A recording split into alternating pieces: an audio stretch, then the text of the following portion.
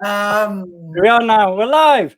Hey, welcome to Free the Mind UK presents a chat with a therapist. And we've got a fantastic guest tonight in the way of Barry Neale. He's going to be sharing his wealth of experience in hypnosis and neuro-linguistic programming. And he'll be telling us all about that. But before we do that, we're going to watch the, if I can find it, intro video. Not sure what therapy to choose? Free the Mind UK presents a chat with a therapist.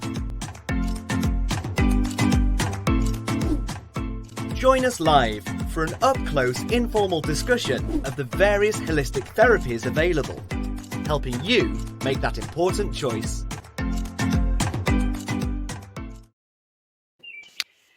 Oh, here we go. Let's get you guys on. That's not a good start, is it? No. Hey, that'll do. Will that be okay? Looks good to me. Like that? That's the one. That's the one. Good evening, Barry, and welcome, Kate, my co-host. Really excited about tonight, Barry. You're going to be telling us all about hypnotherapy and neuro-linguistic program. And I'm sure there's a lot of people out there who've never heard of neuro-linguistic programming, NLP for short. And I'm sure it's going to be a very interesting chat. But what I normally do, the customary thing, Barry, is just if you could give us a little overview of, how you got to this point in therapy. Yeah, sure. I've been studying hypnosis since the age of 13, which is a long time ago. I started learning hypnosis because I watched a TV program that had hypnosis on it. And I started speaking to my grandfather about it. And he said, well, I know some hypnosis. And I thought, well, how can that possibly be? My granddad. And it turns out my granddad in the 1920s toured across America and worked with a lot of the carnivals out there and learned the basics of stage hypnosis. So he started showing me some very basic things, like the sort of hand clasp things and that sort of thing. And he did a basic induction with me. And as a 13-year-old boy, he hypnotized me and I sort of relaxed like that. And then he emerged me from hypnosis and he said, oh, there you go. What do you think of that? And I said, well, that was great. It was nice and relaxing, but I wasn't hypnotized because I could hear every word. And he said, no, you're meant to be like that. It's not like you think. He said, let's do it again. I said, well, you can do it again if you like, but I don't think you did much the first time. He hypnotized me again, and then this time he got one of my nan's sewing needles and put it right through the back of my hand, through the skin, pulled a bit of the skin up, passed it right through, and then said, open your eyes and look at that. And I went, okay. You've got me. In that moment, I was really hooked. And so I've been studying it ever since. And of course, back then, there was very little information about hypnosis. We didn't have any internet. There was very few books on hypnosis that you could find. They didn't have them in the libraries. And so what I used to do when I go to places like Holland and Barrett, where they used to have sort of self-help cassettes. And I'm going to show my age there, cassettes. Same here, Barry, same here. And I go and buy a cassette, one of these self-hypnosis cassettes, and I listen to it and I transcribe it. So I'd learn all the inductions and all the suggestions. And then in back of some American magazines, they used to have all the classified ads. And there was one particular ad that he was regularly in there from his company called the Wilshire Book Company. And it's from Melvin Powers. And there's this guy called Melvin Powers who sold these old style hypnosis books. And that was it. I was hooked. And then later on, I did NLP training. I've been an NLP trainer now for 27 years. I've been a hypnotherapy trainer for again, 27 years. And unlike many trainers, I've actually been in full-time practice. So I've literally been in the trenches and I've worked with tens of thousands of clients over several decades. Wow. So I kind of know what works. Know what you're doing, Barry. Yeah. Well, unfortunately, there's a lot of smoke and mirrors in this field. There's some great fancy techniques in both hypnosis and NLP. But what I've done is I've kind of simplified it so that you don't need all these fancy techniques with all the fancy names. If you would just understand that change work is really, really simple, that it's only really a 5-step process, and all these fancy techniques really just follow this 5-step process, then it becomes very, very easy. It becomes easy for the therapist to learn. It's also then very, very easy for the client as well. It simplifies it, because some of these techniques that are taught, they're really complicated to try and get your head round. They involve people trying to visualize this and visualize that. You know what? Many people can't do that. So we need to have other ways of doing it. So the way that I work really is not just simple for me and to teach to other people, but it's also simple for the client as well. And the change work is also then very easy on the client. We don't put them through some horrible thing. I'm not going to go trawling through their past, looking for horrible, dark things that may or may not have happened to them. I think that worries a lot of people, Barry, doesn't it? You know, that they're going to have to bare their soul. They're quite right to be worried. Absolutely. If you actually look at the research, memory doesn't work like people think it does. Most people, including many hypnotherapists, think that the unconscious part of the mind is kind of like a faithful video recorder that remembers everything that's ever happened to you in incredible detail. It doesn't work like that. It's nothing like that. In fact, most memories that we have are inaccurate. Some of them may not even ever have happened, but mainly they're inaccurate. And one of the reasons for that is because when we witness something, we're only ever witnessing it from our perspective anyway. So we don't get the full picture of what's happening. You know, you could get I don't know if you probably had the situation. You might go with a friend or a partner, you might go to a party, and you go to the party and you come home, you might go, God, that was a terrible party. And your friend goes, what are you on about? It was fantastic. I had a great time. And you go, well, didn't you see the couple in the kitchen arguing? And they were like at each other's throats all night. And they go, no, I was in the other room and everyone was dancing, having a great time. Which one was right? So our memories are not, they're only based on what we are focusing on, but even then they can distort as well. So going on archaeological digs to things that may or may not have happened in a person's past is often a waste of time and can cause problems for people as well. They could probably find stuff, Barry, couldn't they, that hasn't actually happened? I've heard of that. Well, yeah. And when you look at the research, many, many years ago in the 1980s, there were a lot of claims of what was now called false memory syndrome, where people had gone to therapists with a symptom, and the therapist had said, well, you've got this particular problem. That must mean that something awful happened to you in your childhood. And they take them back there, and you know what? They end up finding stuff. Yeah. But they're not finding it, they're installing it. Yes. And we don't really understand, many of us don't understand how memory works and how you can make such a subtle change in someone's recollection just by the change of a word. Just a word. Wow. One of the research that was done was by a woman called Elizabeth Loftus. And if you don't know about Elizabeth Loftus's work on memory, you really should have a look at it, because it's, as a therapist, you need to know these things. She did a couple of experiments where she showed students a video of a car accident, right? So they all watched this video of a car accident. And then they went off and left a little bit of time. And then she interviewed them one by one. And 50% of the group, she asked them, what speed was the car going when it crashed into the other one? Right? The other group, she asked the question, what speed was the car going when it touched the other car? Right? The difference was about 20 miles per hour different. They'd seen exactly the same thing, but because they used the word crashed, it literally changed the internal representation of that memory. That's very interesting, Barry. So when we're working with clients, you have to be so careful about the words you use. So if you go off looking in the past, Yeah. It's a potential minefield, and it's not necessary. Especially for like fresh therapists as well that haven't got a lot of experience. I mean, we learn through experience. I know that, but it must be you have to be extra careful. Yeah, I think you do. And I say it isn't necessary to go and trawl through a person's past to help people resolve their issues. There are techniques, even if you do have, work with events. Someone's come in and says, "Look, I had this thing happen to me when I was 20. Can you change that?" Oh, yeah, we can, but we're not going to go looking for things that the person doesn't know about. Absolutely. That's a real mistake.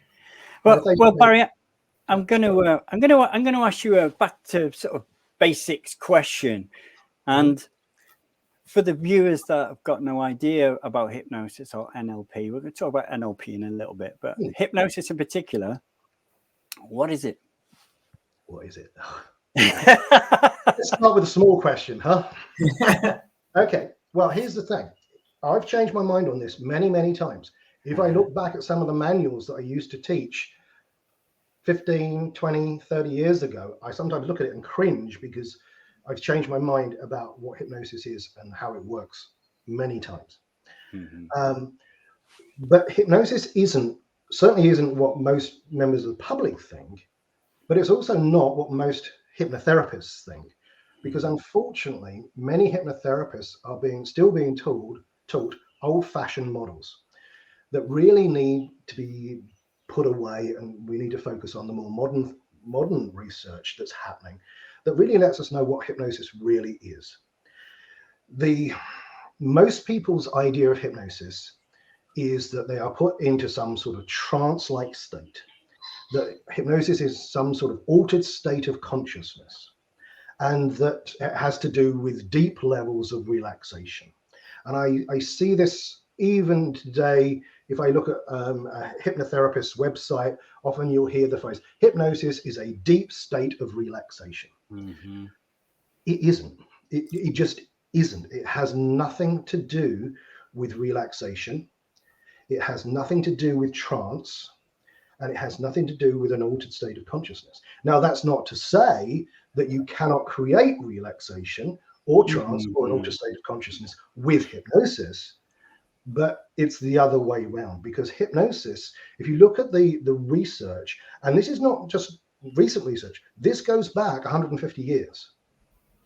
In fact, the whole idea of someone being asleep or deeply relaxed in hypnosis goes back even further, and it was a mistake. Because if you go back to the real roots of hypnosis, we start with Franz Anton Mesmer. Now, Mesmer was doing what was called mesmerism, and that was kind of slightly different. In he was putting people in big baths with water and iron filings in, and through the use of suggestion, they were becoming hysterical. There was no relaxation. There was no trance. They were getting hysterical reactions. They were abreacting, and sure enough, they would feel better after letting all this stuff go. And then one day, he would not just do it now, he would do it out in fields, and he would hypnotize trees, allegedly with this mesmerize trees with this magnetic fluid that he thought existed. And people could touch the tree or stand under the tree, and they would benefit from the healing rays. One day he's doing a demonstration in a field, and he's mesmerized this tree. So people are going underneath it and having these convulsions and feeling a little bit better. And then at one point, this person came up, and you have to excuse the phrase, but this is what's in the history books. This person called, off the top of my head, I can't remember his name, but he was referred to as a dullard. So he was not as intelligent as perhaps he could have been. Right. And he didn't really understand what he was supposed to do.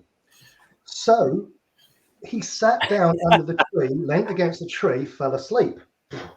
Everyone was watching and go, the healing rays have changed. And so they all laid down and fell asleep. That's the moment when hypnosis appeared as sleep. Wow. Eyes closed, relaxing. From a mistake. Wow. And that's incredible. Yeah. And then it comes through into the 19th century, And there was two main schools of hypnosis in France. There was the one run by Charcot in Nancy, and also another one run by Bernheim. Now, Charcot had the idea that hypnosis was an altered state of consciousness and it was a trance. Bernheim said, no, it's not. It's just suggestion. It's about suggestion. And this argument has been going on for years. Then in the 1950s, some other researchers came in, a guy called T.X. Barber and Charves and Sabin. They also came in and started looking at this. And what they said was that hypnosis isn't an altered state of consciousness. It has nothing to do with trance. What it is believed in imaginings and a suspension of disbelief. Wow. So in other words, you suspend any disbelief you have about whether or not you can be hypnotized, and then you start imagining something. But you do it in such a way that you kind of forget that you're imagining. And then if you start believing what you're imagining, it creates this change in your body. Now, a classic example of this, and if anyone's watching, you might want to try this. This is a lot of hypnotists use this as to give an idea of what hypnosis is. So if you haven't done this before, you haven't seen this before, you might want to play along with this. So I'd like you to just put one of your hands out in front of you. And on that hand, I'd like you to imagine that you've got a juicy, ripe lemon. And really feel the weight of it in your hand. And as you look at the lemon, don't look at the camera, look at the actual lemon that you imagine in your hand. Feel the weight of it, feel the waxy texture of the skin in your hand. And then imagine that you've got a sharp knife in your other hand and you carefully cut that lemon in half. And as you do so, you can feel some of the juice trickling down your fingers. Maybe you can smell a burst of the citrusy aromas. And then imagine what it'd be like if you were to turn that lemon over and look at the white bits, the pithy bits, and the yellow outer bit, and all the juicy segments in the middle. And then what would it be like? Imagine just for a moment, if you were to bring that up to your mouth and bite on this juicy white lemon and feel the citrusy flavors on your tongue and tingling your taste. Now, here's the thing. I hate lemons, Barry. Yeah. Now, here's the thing. But I could feel it. Go on. Yeah, you can feel it. But what also happens? You have an increase in salivation in your mouth. Absolutely. Right. That is pure hypnosis. What's happened is you suspended your disbelief. You knew there wasn't a lemon there, but you thought, I'll play along. So you suspended any disbelief, right? And then you started imagining it. As I described it, you started imagining this juicy, ripe lemon and the weight of it and the sight of it. And then as I described it, you forgot that you were imagining. And that started to cause a change in your brain. And your brain goes, oh, there's a lemon coming into my mouth. I'd better prepare for that and increase the saliva. And sure enough, there you go. You have hypnosis. That is hypnosis right there. Now, this is great because this is exactly how clients create their problems. I mean, think about this for a moment. This is exactly how clients create their problems. They imagine something in their mind that is not happening, and it creates a feeling in their body as if it is happening. I'll give you an example. A little while ago, I worked with a guy who was getting married, and he had to give a speech at his wedding, and he was absolutely terrified to give this speech. And when he came into my office, he sat in my chair, and I said, okay, tell me what happens. What's running through your mind when you think about giving this speech? And he said, oh my God. He said, I just imagine that I'm sitting at the top table. I've got my bride next to me. And he said, I'm just so anxious. I'm so nervous. My stomach's churning. My heart's pounding. I'm absolutely terrified. And I can hear the MC behind me, and he's about to call my name. And then he calls my name, and I've got my speech in my hand, and I try to stand up. My legs are shaking. I'm holding the speech like this, and I'm shaking. I'm absolutely terrified. And I'm looking out at the people, and they're staring at me with these big bug eyes, judging me, looking at me, waiting for me to make a mistake. He's in my chair in my office. Wow. I said, wait, just stop a minute. I mean, what? And he said, you do realize you're just sitting in my office. This is not happening. Yeah. Because he was performing hypnosis on himself. Yes. There was no wedding happening right now, any more than there was a lemon a few moments ago. Mm-hmm. And it's the same thing. And so when you get that hypnosis is exactly how we create our problems. So whether we have something, a memory of something bad that happened to us, that something traumatic happened, well, you know what? It's not happening now. Yeah.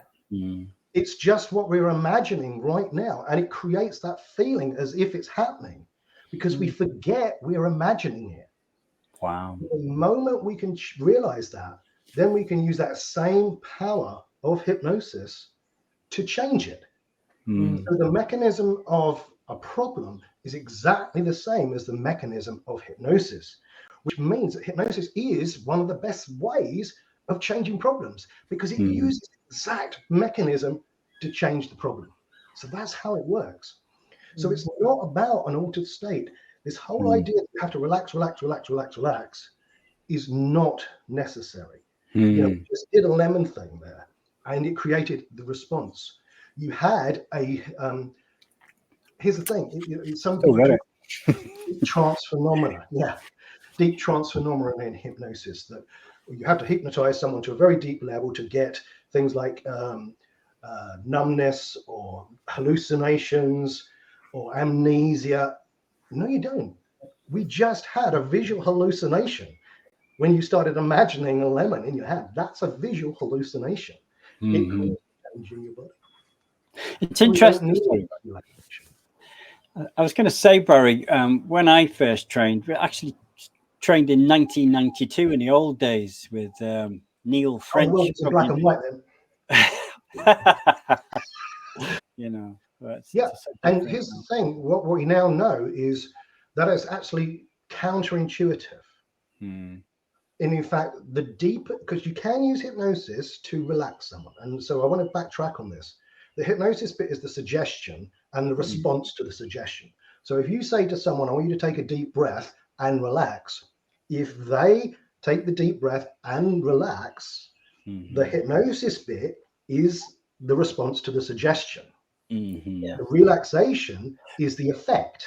Yeah, like a byproduct sort of thing of it. Yeah. Now the problem is that some people spend so much time on the relaxation bit that the client becomes so relaxed that they stop responding to the suggestions. And many hypnotists have the experience of saying, well, I'm not sure if my client fell asleep because they're snoring.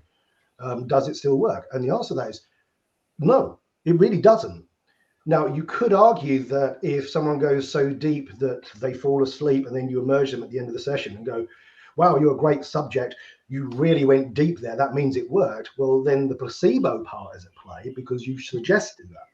But from the point of view of actually the suggestions you've given in that session, hasn't worked at all.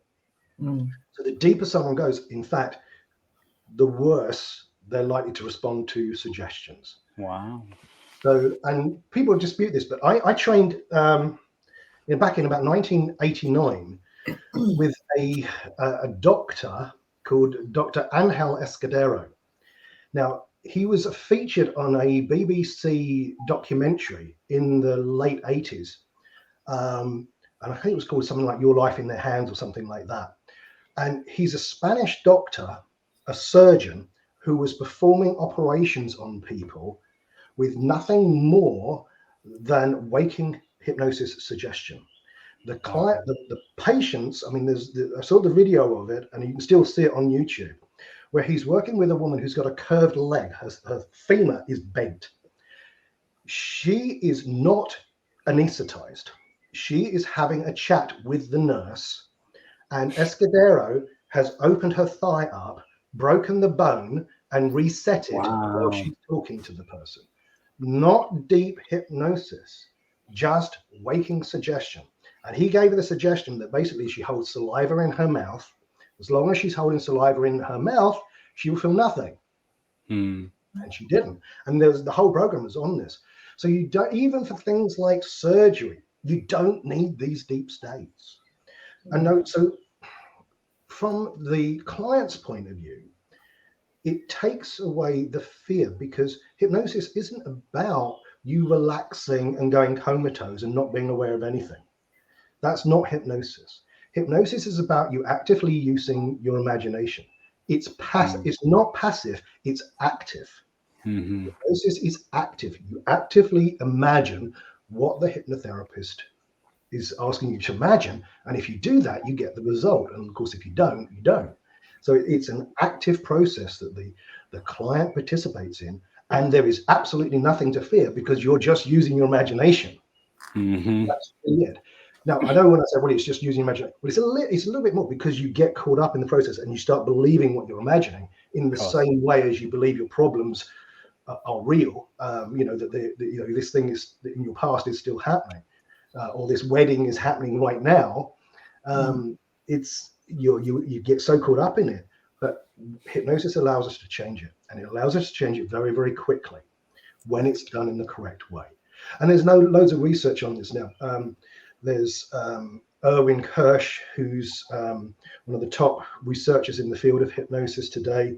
He quite clearly says that hypnosis is not an altered state. And there's loads of research on this. And in fact, the research shows that the induction really is nothing more than a ritual. That's all it is. It's not about inducing this altered state. It's about a ritual that creates the belief and expectancy that the client will be hypnotized. And that's what it is. That's really all it is. And even if you don't do that ritual, it barely affects the success of the session. Wow. And it's believed that the only benefit of the ritual is the constant use of the word hypnosis. Right. You go into hypnosis. Oh, I'm going into hypnosis. As this happens, if you go into hypnosis, oh yeah, that happens. It's the use of the word hypnosis that creates the belief and expectancy. Because what happens if when you start suspending your disbelief and you think, I must be being hypnotized here, then it's creating more belief and expectancy. Your imagination goes along even more with the process, and then you get the change done very, very quickly. So there's really nothing to fear. It's just you using your imagination. The client is in total control at all times. Absolutely. I was going to ask you, Barry, also, what can hypnosis help with? I mean, there's people out there, they might have a particular, I know they can roll off loads, and when you can't do that, we ain't got time, because it can probably help with so many things, but generally, things like stress, anxiety, depression. Yeah, hypnosis can pretty much help with anything that you perceive to be a problem, a thought that you perceive to be a problem. Now, whether that be anxiety or stress or depression, even pain. Now, that surprises a lot of people, but pain is, again, not what we think it is. When we, like, for example, when we stub our toe and it hurts and our toe hurts, we think the pain is in our toe, but the pain isn't in your toe. The pain travels all the way up your nerves, up your spinal column into your brain, and your brain interprets it as pain. And when you put your attention on it, it hurts. But have you ever, I don't know if you've ever experienced this, but have you ever done any sort of either DIY or repairs on your car or gardening and been so caught up in what you're doing, you haven't noticed that you either bruised or cut yourself until you go back inside and then you wash your hands, and then suddenly you see a big cut and you ow! You start delayed. The moment you pay attention on it, suddenly it hurts. Where was that pain before? Because you weren't paying attention to it. And so pain particularly, it responds particularly well, particularly chronic pain. So chronic pain is different from acute pain. If you break your arm, that's acute pain, right? But if the pain persists after, say, 3 months, that's chronic pain. And typically doctors will tell you, well, you're going to have to live with it and have some pills. Now, that's the sort of pain that hypnosis can help with. And it's really, really effective. In fact, the British Medical Association first recognized hypnosis as a valid form of treatment back in 1948, I think it was, as a very good method of pain control for childbirth. So it has a very good track record for pain control. So so there's that sort of thing. Now, that doesn't mean, so when I say, oh, you can help with anxiety and depression and things like that. Here's the thing that a lot of therapists don't like to talk about. sometimes problems are very real, and it isn't a therapy solution that's required. Sometimes it's a real change that the person has to make in either their life, or they need to have more understanding, need to learn something. And sometimes the anxiety is there to get them to pay attention to something. One of the ways in which I think about what we call negative emotions. What we call negative emotions really are nothing more than warning lights on the dashboard of your car. They're there to tell you there's something you need to pay attention to. Yeah. And pulling the bulb out or covering it with duct tape does not solve the problem. And I'll give you an example of this. And sometimes there's a therapist, and I get a bit of an issue. Sometimes therapists say, well, I like to work content free, so I don't get caught up in the client's problem. Yeah. But I have a real problem with that, because sometimes you need to know the content. You do. I'll give you an example. I had a young girl phone me up about some time ago, a few weeks back, and she said, I've got really bad anxiety. And I said, okay, tell me about that. How long has this anxiety been going on? And she said, 5 weeks. It's really bad. Okay. And I said, okay, well, what happened 5 weeks ago? And she said, my boyfriend moved in and he's kind of abusive. Now, that's not a therapy problem. That's a lifestyle problem. She needs to change her life. She does, I had another guy in who we'd done a couple of sessions for anxiety. He had really bad generalized anxiety. And we'd done a couple of sessions and he was showing really good improvement. And then he came in for his third session. I said, how have you been? And he said, well, I was all right until the weekend. And then he said, I've been suffering ever since. My anxiety's gone through the roof again. I said, okay, what happened at the weekend? And he said, well, I've got this situation. The guy was in his late 50s. And he said, about 10 or 12 years ago, I helped my daughter purchase a property. So I was the co-signee on the mortgage. And she's now wants to move out of the flat and wants to move in with her boyfriend. So she wants to sell the flat. But apparently there's some problem on the lease. And we've been trying to sell the property, and suddenly the sale has fallen through because there's a technical problem on this lease. I just don't know what to do. And I've been up all night worrying about it. I don't know what to do. And he said, my anxiety's just come back. And I just feel so anxious. I don't know what to do. And I said, well, hang on a minute. This isn't the therapy problem. Give me a moment. And I went off to my phone and I got my contacts, and I own a number of properties. And I gave him the phone number of a property solicitor that I know. And I said, give this guy a ring and see if he can help. And he went off. A couple of hours later, he phoned me back and he said, it's okay, I feel fine. I said, what's happened? He said, there's this technicality on the lease, but I can solve it just by buying a £60 indemnity insurance policy. And that was it. Now, he had a real problem. He had a real problem. The dashboard light was on. He had to do something. That was there for him to take action.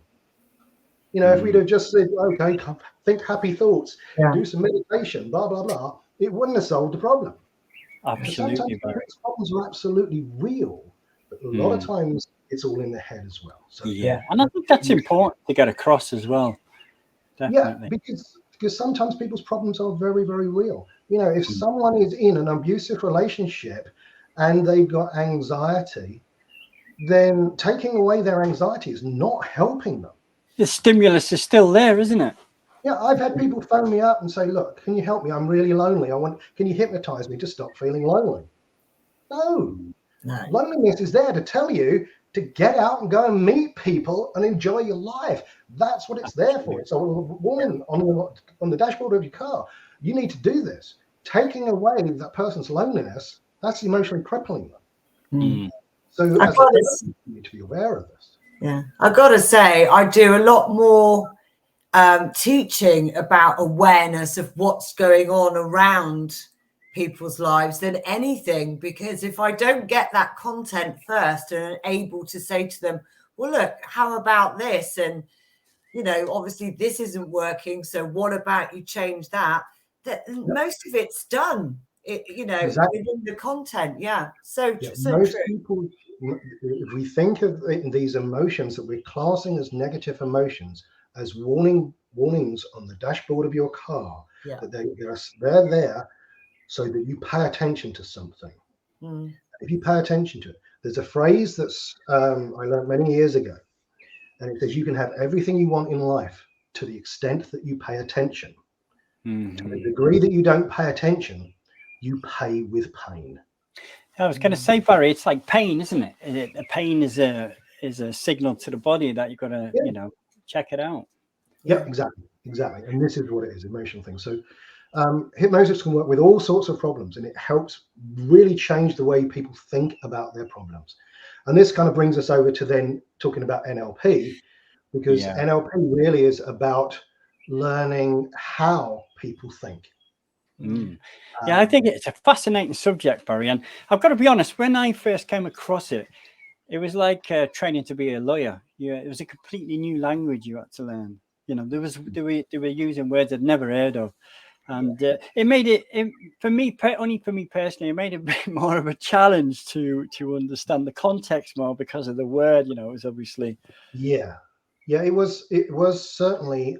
They kind of some people have simplified it a bit now, but certainly in the early days when you had to learn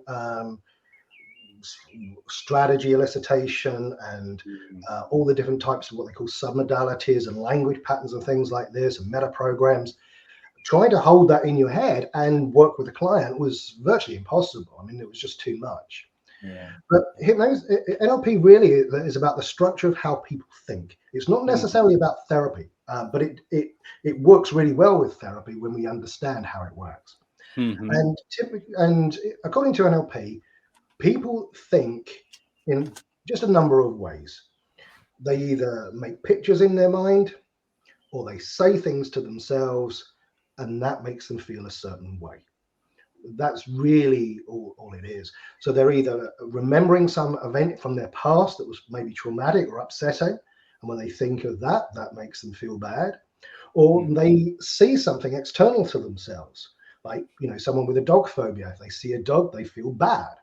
So there's a visual one. So it can be either visually internal, i.e. a memory, or a constructed image, like the guy with the wedding speech. He hadn't even had the wedding speech, but he was visualizing it, and that was making him feel bad. Like the lemon, Yeah, exactly like the lemon.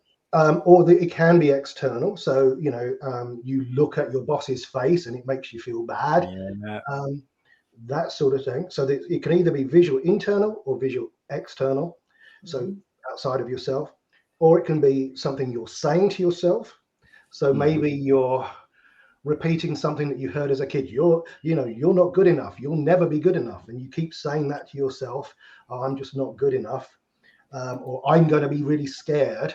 If you say things like that, and a lot of times when I work with people with anxiety, because that's one of the areas I really specialize in, many people, it's their internal dialogue that is the problem.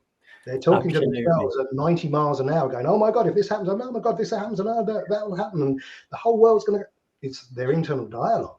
When you change particularly the speed, not necessarily what they say, but you slow down the rate and speed.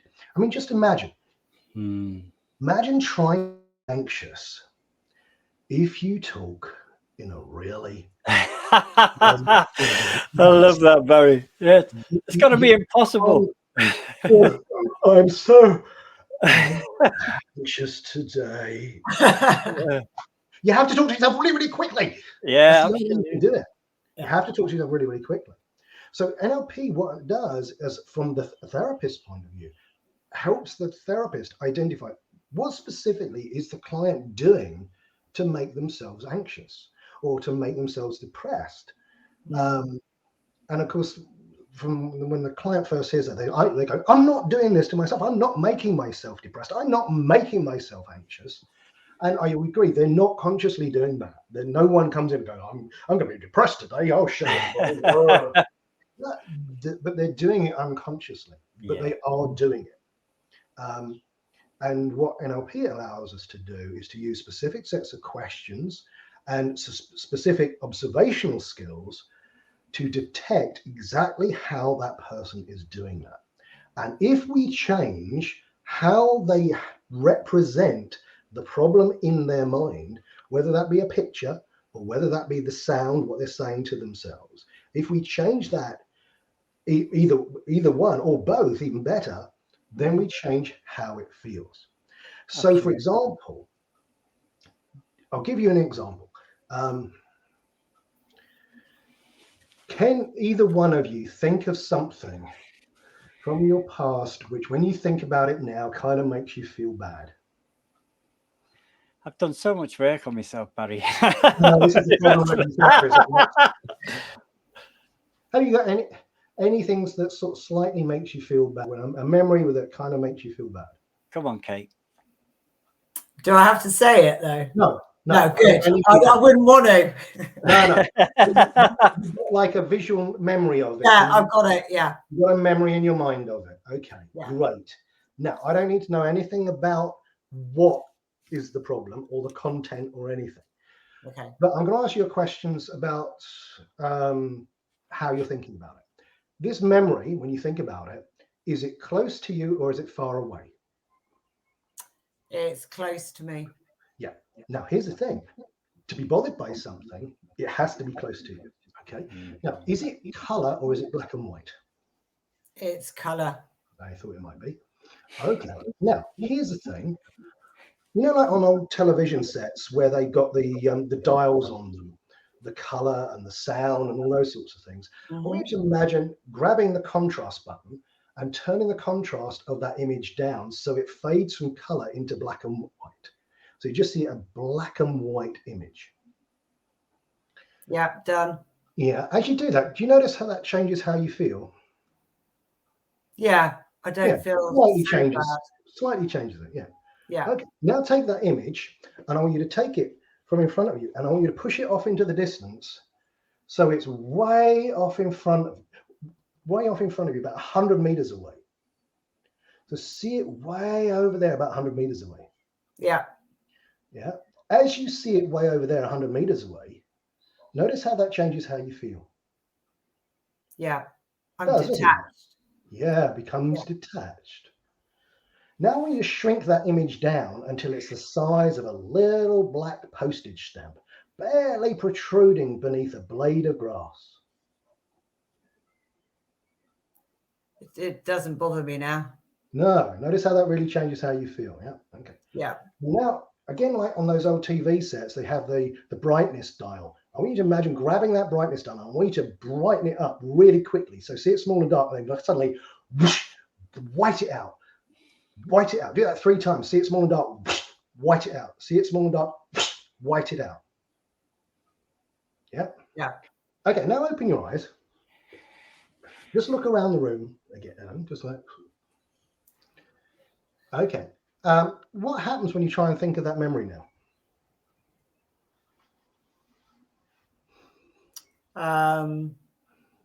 That took me a while to think of what it was actually. Yeah. But then what do you notice now when you try and think of it? I can't really get the image up. It's all fuzzy and so how does that memory feel now? It doesn't bother me at all. Doesn't bother you at all. What happens when you try to access that feeling? I can't now. So I'm fine. Isn't that bizarre? Now, I know nothing about the problem. No. But I changed subjectively how you think about it. Now, that's not just a distraction. That's not just a temporary thing. That has changed the way you think about it. Yeah. And that change will be permanent. Yeah. I worked with a woman a little while ago. I won't go too much into the details, but she was suffering with terrible panic attacks. And I said, well, how long has this been happening? And she said, 4 years. And I said, well, okay, what happened 4 years ago? And she said, well, my best friend's husband got run over and killed. And I saw it happen. And I got out of my car, saw him on the floor. He was dead and there was blood everywhere. And she said, I cannot get the image out of my mind. And it's worse because I work with my best friends. And every day I see her and this, I'm just reminded of this image. Every day I have to drive past this point where he was run over. And every day it triggers this feeling. So you understand how she's got this problem. I mean, she can't get this image out of her head. So I did this exactly the same thing. I said, okay, I just want you to think of that image for a moment. Is it close to you or is it far away? No, she said, it's really, really close. And she said, well, is it color or is it black and white? Now, I know it's color because she's already mentioned the blood. Yeah. But I'm just wanting to get that verified. She said, no, it's color. I said, great. Turn the knob down, the contrast knob, drain all the color out of it, see it in black and white. As you now see it in black and white, notice how that changes how you feel. And she said, well, yeah, feel a little bit better. And I said, great. Okay. Now take that image and push it off into the distance, way off into the distance. So you see it way over there, about 100 meters away. As you see it way over there, about 100 meters away, notice how that changes how you feel.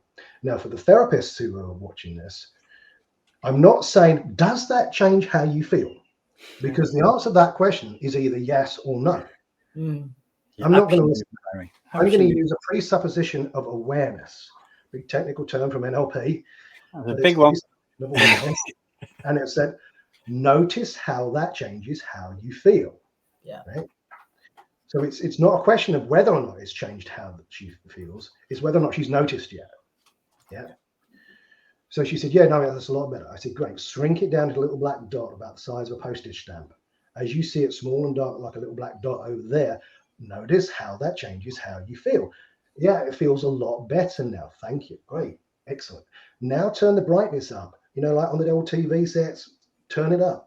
See it small and dark, white it out. See it small and dark, white it out. See it small and dark, white it out. Do that 3 times. And I said, great. Open your eyes. Look around the room, which is a kind of pattern interrupt, distraction. I then said, what happens now when you try and think of this person or that memory? And she went, it's really weird. She said, you know, like on the TV where they, on the news, sometimes they tried to hide the identity. Blank it out. They kind of pixelate the picture. Yeah. It's kind of like it's pixelated. I can't see it in the same way. I said, okay. And the guy's name was John or something like that. And I said, okay, what happens now when you think of John? And she went, wow. She said, I can just think about all of the times we were together and like the weekends away we had and the hotels we went to and the restaurants we went to and the fun we used to have. Because now that memory, the traumatic memory, has gone. She can now associate to the good, happy memories all of a sudden. And when she thinks of John now, it makes her smile. That was the treatment. It was done in like 15 minutes. Yeah. Do you know the memories, Barry?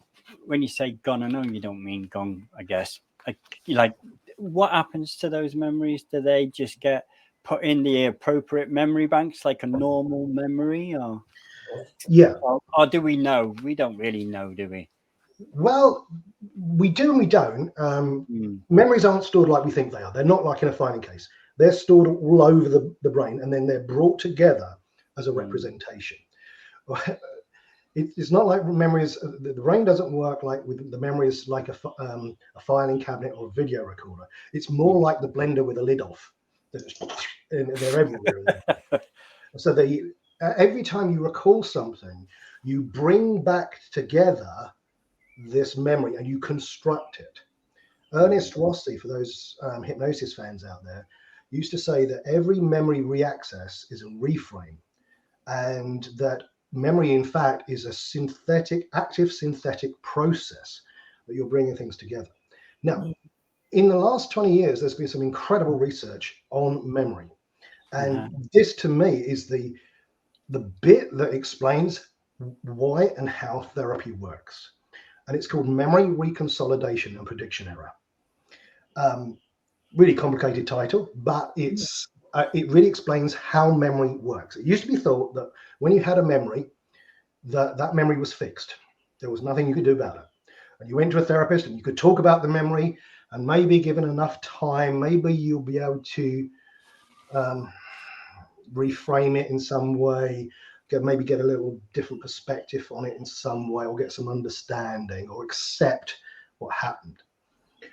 But memories don't work like that. What happens is, and this was research done by a guy called Joseph Ledoux, and he did some experiments on rats, which I hate experiments on rats, so I'm not going to talk about it. But he proved that memories are not stored the way we think they are, and they can change. When you think of a memory from your past, like a traumatic memory, what happens is the memory gets brought together from all these different parts. Protein synthesis starts to occur in the brain. At that moment in time, the memory becomes malleable, meaning that it can be changed in some way, shape, or form. And typically, memory is for survival. That's really what it's about. It's an evolutionary thing for survival. And so when you think of a memory, there is also a prediction about what the outcome will be of thinking about that thought. Now, if you're talking about, let's say someone's got a traumatic memory, the prediction is when they think of it, they're going to feel bad, right? They have a memory and a prediction. The memory is something traumatic. The prediction is I'm going to feel bad. And sure enough, under normal circumstances, that's what happens. And typically, if a person goes to a counselor or a talk therapist, that is what happens, because they talk about this problem from their past and they start getting emotional because they're feeling bad. And typically then, because they're dredging up more stuff, quite often they feel worse at the end of the session than they do before. Absolutely. And what's happened is then there has been a match between the memory and the prediction, and it's reinforced the memory. And it can, in some cases, make it worse by doing that. There's a fair case to argue that bereavement counselling actually makes people grieve longer, because they keep talking about it and it just keeps refreshing it. Yeah, of course. And if we think about it, memory is updated all the time.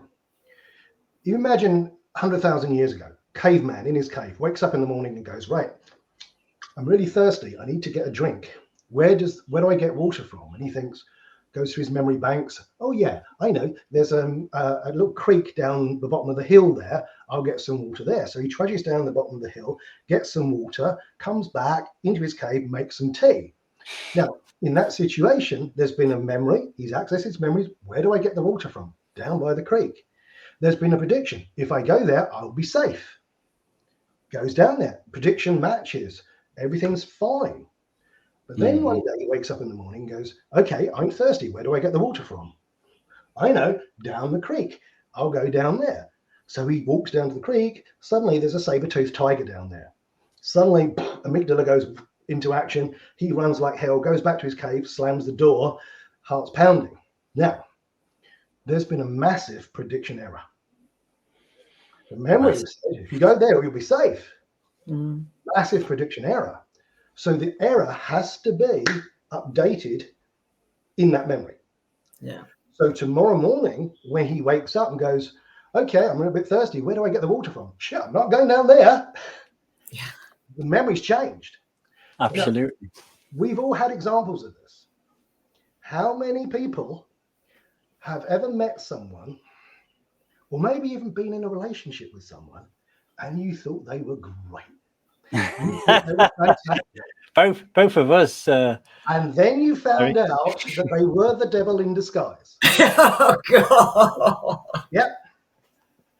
And once you discover that, you can never think about them in the same way again, can you? No. Because your memory's updated. Yeah. No, this is what's really happening with therapy. So when we bring up a memory, at that moment it's malleable. Now, if we talk about it and say, how do you feel about that? I feel terrible about that. That's reinforcing it. Of course it is. If we do something like we do in hypnosis, where suddenly they're thinking about it and we're changing, like I did with you, where I made the image go black and white and pushed it off in the distance and changed it around a little bit. That's a prediction error, because suddenly you're doing it and you're feeling calm about it, and suddenly it's not bothering you anymore. That information has now got encoded back into the memory, so that when you now try and think about it, you can't think about it in the same way. So, I mean, an example I work with people with spiders, for example. They've got a thought of a spider in their mind, and it terrifies them. And if you've ever worked with people with spider phobias, or if you know someone with spider phobia, you'll know how they do it. And what they do is they make this big image in their head about how big the spider is. Because how many of you ever heard, if you've got a friend or a family member who's scared of spiders, go, help, help, help, come and help me. There's a spider in the bathroom. It's massive. Right? And then you go in there and it's like, yay big. Tiny. But the thing is, in their head, they're making this big picture of it. That's how it's scaring them. They're not seeing it like that. They are literally blowing it out of all proportion. Yeah. Fascinating. So one of the things I do is I'll say to them, I say like, because I can get this in front of the camera here. So I'll put my hand out. Camera. It's all going around the wrong way. I'll take your banner off for a minute, Barry, so we can see your hand better, I think. Oh God. Yeah, it's like, well, I'll put my hand. It's going the opposite way around. Calm down, right? So I say to them, imagine a spider in my hand there. Okay, just see a spider in my hand there. What color is it? And they might go black or brown or whatever. I go, how big is it? And they go, well, it's about sort of the size of the palm of your hand. I go, okay. Which way is it facing? And they might say it's away from them or towards them or whatever. Now, what I'm doing here is I'm getting them to construct a visual image of it, right? And then I'll say, have you ever seen a spider with red Wellington boots on? They go, no, of course not. What color are the boots on this spider? And they go, they're red. Yeah. Okay. What would that spider sound like if it had Sylvester the Cat's voice? You know, suffering succotash. I'm just a little bitty spider here. I'm scared of you. Yeah, I'm more scared of you than you are of me. And they start laughing, right? But what I've done is I've changed the internal representation of the spider. Now, if at that moment in time, and I will keep expanding on that and bring them back, laugh about it, and do all this sort of nonsense. After a few moments of doing that, it's changing the way they think. Now, if I were to get them straight up and show them a real genuine spider, the fear is gone.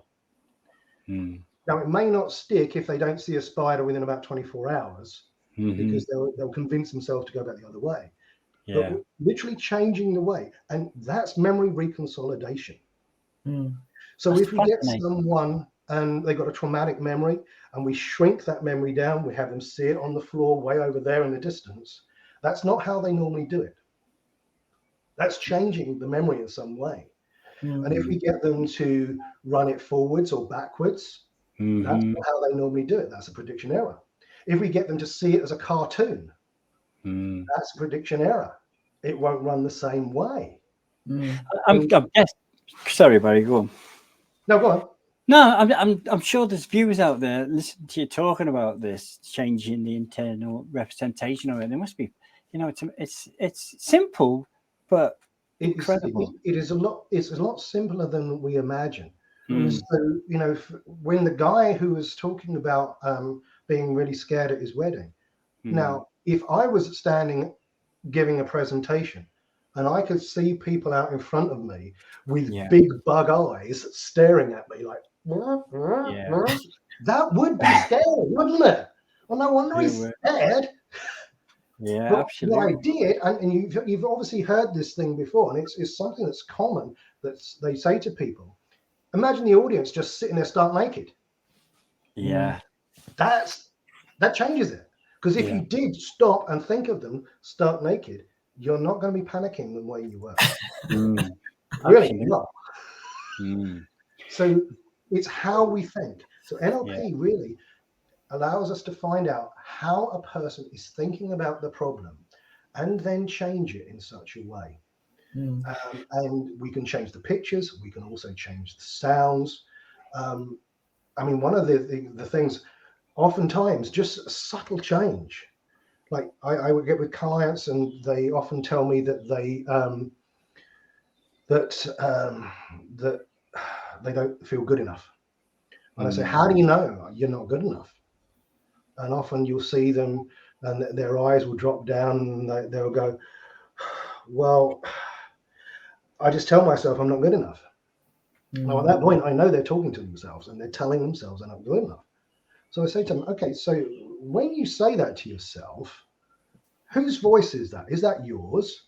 And sometimes it's theirs, sometimes it's not. Sometimes it's their mum's voice, or their dad's voice or some teacher's voice, and you'll never be good enough. But then I say, okay, so just think about that voice for a moment. Where do you hear that voice from? What location? Is it in front of you, behind you, or to your left or right? And they might go, it's to my left. And I say, okay, so you're left. And as you hear it from there, like, I'm not good enough, how does that make you feel? Oh, it makes me feel really bad. Okay. Imagine grabbing that voice and bringing it around the other side. So it's now saying the same thing, but it's now on the right-hand side. Is that the same or different? And they go, no, that's really different. I don't believe it when I hear it from there. And just a subtle change of where the voice comes from. And then I say, okay, well, what if you change that voice to Mickey Mouse's voice or Sylvester the Cat's voice? If you hear that voice going, you're not good enough. Suffering succotash, you're just not good enough. You'll never amount to anything. What happens if you do that? And they go, well, it doesn't make me feel bad. Well, then do it like that. It's like, absolutely.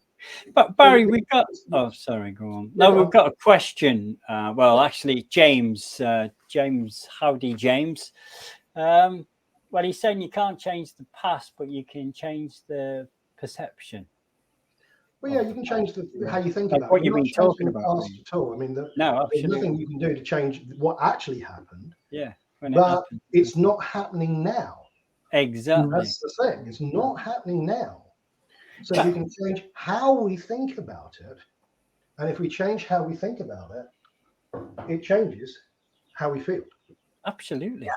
Barry, I've got your banner up there, Barry Neale Hypnosis, thinkific.com. Yep, and can you tell us about that? You've got some courses on there, haven't you? Yeah, this is for hypnotherapists or NLPers. There's loads of different courses on there. I've got a whole lot of webinars that during the lockdown I was doing, is because I couldn't do live training, so I was doing monthly webinars. So there's a whole collection of the various different webinars that I did, from weight loss to smoking to anxiety to depression, parts therapy, inner child work. I've also got certification courses on how to help mend a broken heart.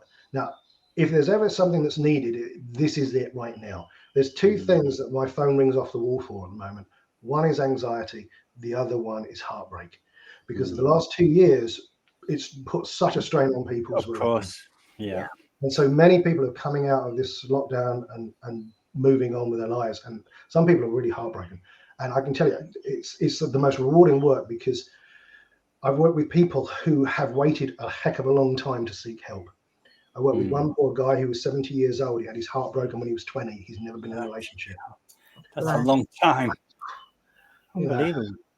And often this happens, people have a traumatic breakup and they never go back. But what's even worse is you get people who are in an abusive relationship and then they leave, but then they go back.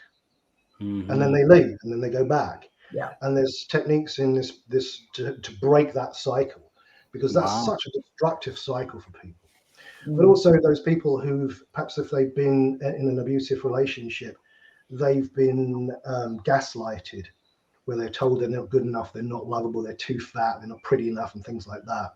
There's techniques on how to get them to start loving themselves, because here's the thing: if you don't love yourself, you can't really give love to someone else. Absolutely. If I said to you, look, I'm going to give you £1 million, you go, right, that's fantastic. Can't wait until you give me £1 million. But here's the thing: I don't have £1 million. I can't give what I don't have. So you have to learn to love yourself. So there's techniques in there to help someone love themselves. But the other course on there, which is which I really love doing, because it sounds like, how can you do this? It's not possible. But it's some of the easiest work I do, and that is changing allergies. Literally treating someone's allergies. So 1 minute they've got an allergic reaction and then suddenly they don't. Now, Wow. this is not for people who've got severe allergies where like they've got peanut allergies, that if they have a peanut, it will kill them. Yeah. We're not working with those. But I'm talking about hay fever, dog and cat allergies, horse allergies, those sorts of things. And on this particular program, I work with a young girl who's got a really bad dog allergy. When she is in presence of a dog, she can't breathe, her nose fills up with snot, her eyes stream. Sometimes if she touches a dog on her face. One particular time she said that her boyfriend had a dog lick his face, and then he went round to her house and gave her a kiss and a cuddle, and her face started blistering up. So this was quite a big allergic reaction. Now, she came into my office and we filmed it here.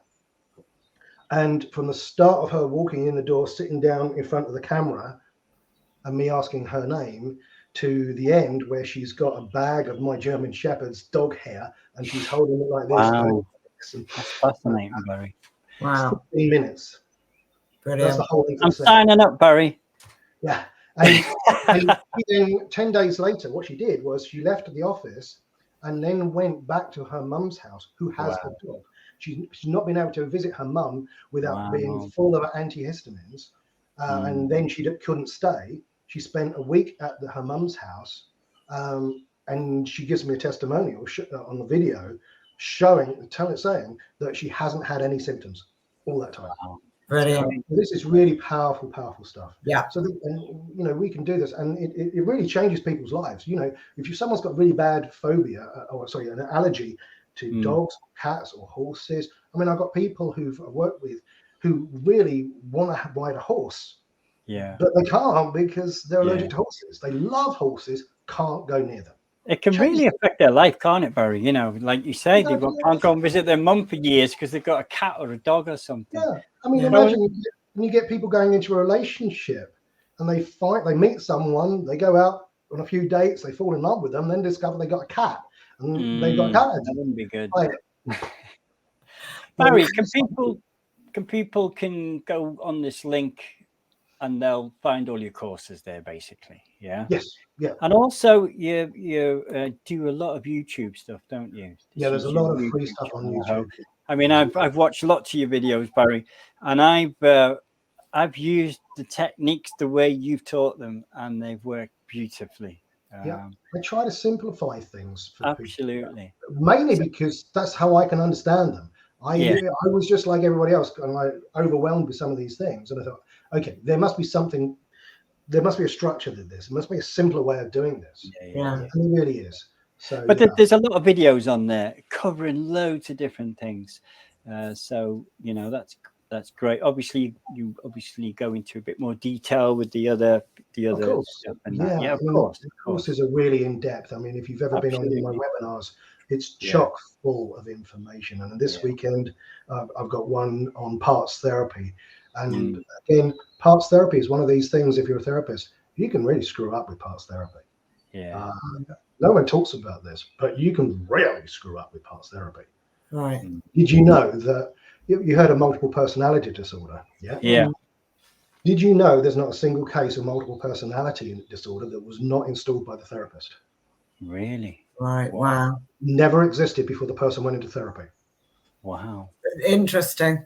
In fact, that was one of the courses I wanted to do, actually, your modern parts therapy, where because you'd mentioned addiction, and I work with a lot of people who've got some sort of addiction.